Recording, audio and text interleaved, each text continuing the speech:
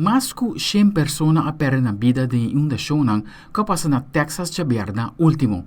Mientras que ainda hupita perdi, aweta e de 5 dias, e rescatadores da Keto Bay den búsqueda. Nos colega de CNN, Aldric Werleman, da na unde sitio nang mas afecta, kami de rescatistanan ta sigui. After days of battling tough search conditions, determination to find every last missing person in the Texas floodwater persists. It's our job never to assume or never presume that somebody's deceased.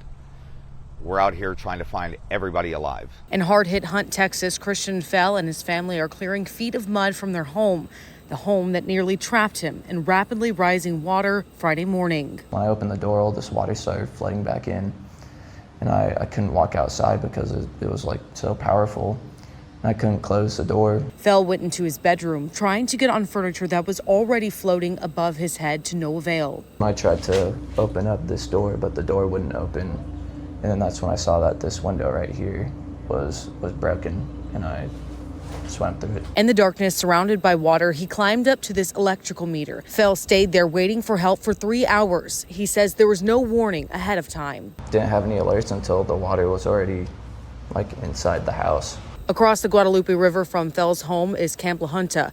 Kelly Rabone's son, Braden and Brock, were saved from the rising water by their camp counselors. Once the water came into his cabin, they moved the boys from their lower bunks to then the upper bunk, and then ultimately hoisted them up into the rafters. In Kerrville, Texas, I'm Lee Waldman. Ta un peso enorme ora ta trata di toma decisione financiero concreto, pese ai kiko hasi, ora ta haya pressão for di mundo inteiro. For di noticia na local e internacional, pa evento na bebida diário, mundo por parse caos, e esaki por stroba d'entrada plan financiero. Nos colega de CNN, Michael Yoshida, ta pone sentimento e manejo financiero den perspectiva.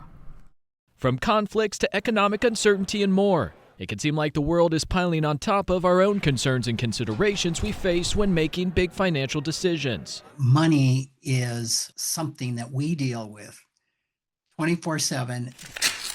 Financial planner and financial therapist Rick Kaler says it's important to remember you can't control what's happening in the outside world, only your response to it. 90% of all financial decisions are made emotionally. And when your anxiety seems to be in overdrive, consider how that may consciously and subconsciously influence your decisions. Kaler suggests trying to understand the stories, experiences, and traumas of your life, even if they have nothing to do with money. All of this comes into play with every financial decision that we make.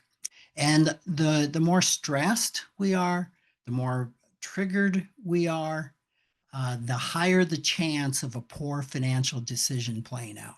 So whether it's a house, career change, growing your family, or something else, Kaler says be clear on what emotions may be at play. When I can recognize, wow, I feel a lot of fear right now, maybe it's fear about what's going on in the world, that's a good time to take a pause if I'm looking at making a financial decision, even as small as buying the latte, and assess what is really going on. In Washington, Michael Yoshida reporting. Aldric Werleman, Telenoticia.